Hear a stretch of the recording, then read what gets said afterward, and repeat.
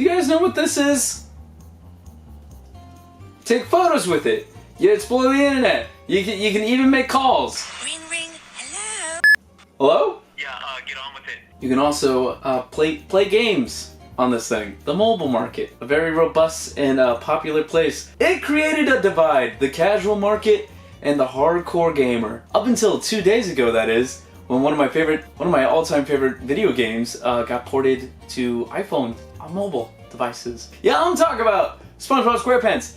Battle for Bikini Bottom. What are you guys doing? You're blurring the line of casual and hardcore gamer. Who are you gonna make fun of? The line has been blurred. I don't know what to believe in anymore. Stop throwing your games on other platforms. You're making us hardcore gamers confused. To be completely truthful though, I have dabbled a lot in the mobile market. There are a lot of games that I actually enjoy on there. You got your Pokemon Go. I really enjoy the Magikarp game. Where's My Water? Only it's water? Water? Water? I've heard Idle Legends is pretty good. Even Raid Shadow Legends! Just kidding, this isn't a sponsor. Don't worry, this is a safe place. You're safe here.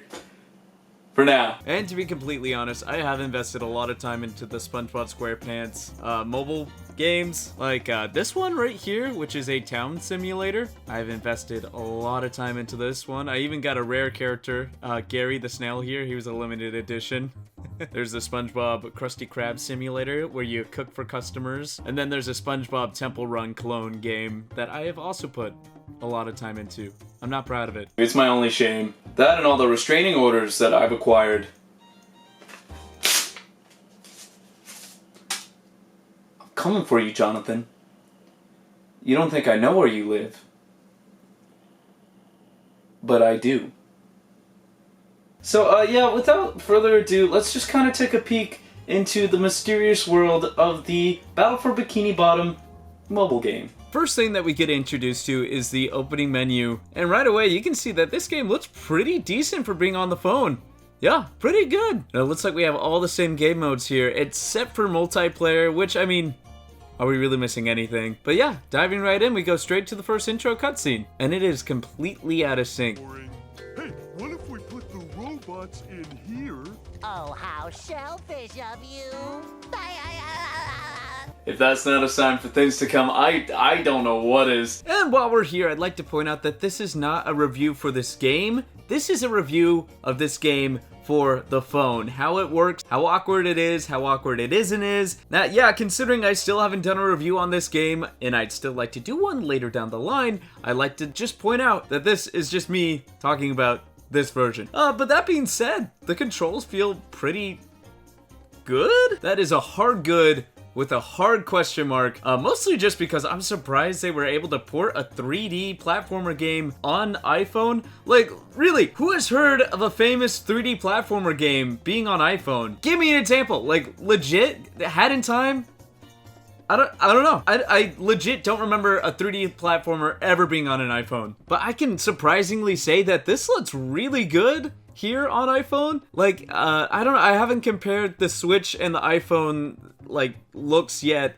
I'll probably lay over some cutscene footage or some SpongeBob's house footage side by side, see if there's any like true difference between the two. This looks really good. Really, really good. The first thing you probably notice though is the lack of buttons on a phone. It's very common for most phone games to actually add buttons on the screen and a little joystick on your left. And there is a nice quality of life improvement on this joystick. Like wherever you tap on the screen, the joystick will just teleport over there. And that's very cool. The more power-ups you do get, however, the more buttons you also get. And it starts to get a little awkward whenever you want to slide the camera. So you actually have to slide across the screen if you want to move the camera at all. But the buttons tend to get in the way, which makes it very awkward.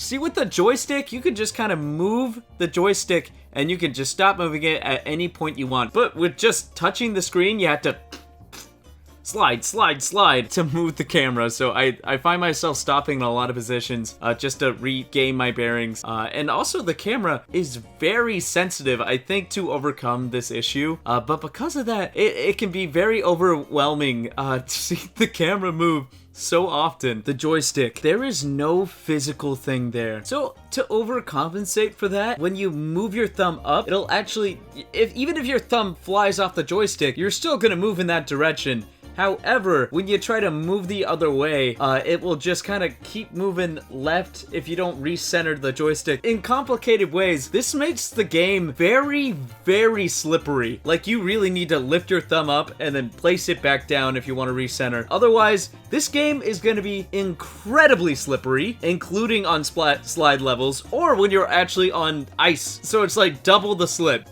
It's awkward. Many times I found the jump button to be a little unresponsive too. And this is a platformer.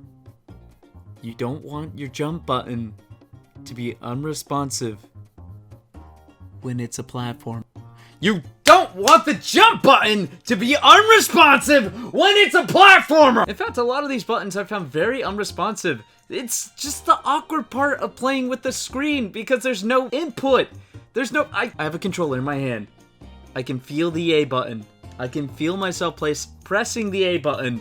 To confirm, this is the A button. On phone, you have just none of that. I think this is why, as a society, we have deliberately chosen not to put any 3D platformers on phone just because it's incredibly awkward. Now, that being said, I do think if you had to put a 3D platformer on mobile, this is the best way they could have done it. Yeah, I think for mobile this works. Don't get me wrong, this is incredibly awkward, but to be completely honest, I don't think they could have done it any better. I think this is the best they could do. I like the joystick teleportation thing, that's nice. And there's all these different icons displaying what they do. So, I mean, it's not all that bad. There are other things that kind of plague this, though, like every once in a while the screen will just stop. Whenever I get a notification on my phone, it stops. Whenever I defeat a bunch of enemies, it stops. You can definitely tell this is pushing your iPhone pretty significantly. The only levels that I really did have a significant problem with were the levels that ask a lot out of you. Like, sliding levels were a lot more challenging, platforming levels were a lot more challenging. Even the boss battles, to be completely honest, were a lot more challenging. Also, on occasion, I would get weird sound difficulties. I don't know, it was very weird. Bosses would just teleport at random. Like, here's Patrick. I thought it was weird, so I thought I'd show you guys. The best part of this game, though, the load times were so much faster. Like, legit, I'm wondering if this game is a good contender for the speedrunning community? If it's gonna have its own little category? Huh? Conquer? Wanna give this game a shot? Go for it, man. It's awkward. Trust me, man.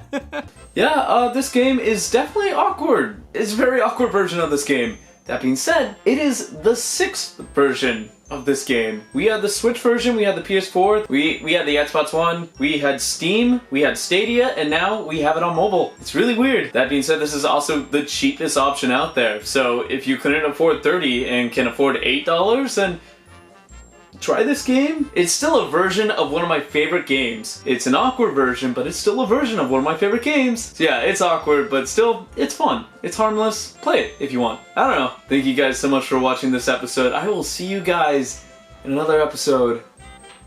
Goodbye.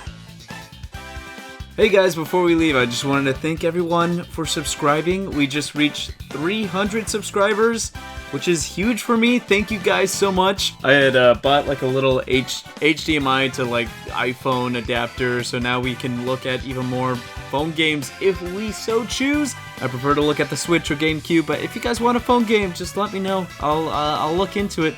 Thanks again for visiting the channel and watching the show. It really means a ton to me. I will see you guys in another episode. Goodbye.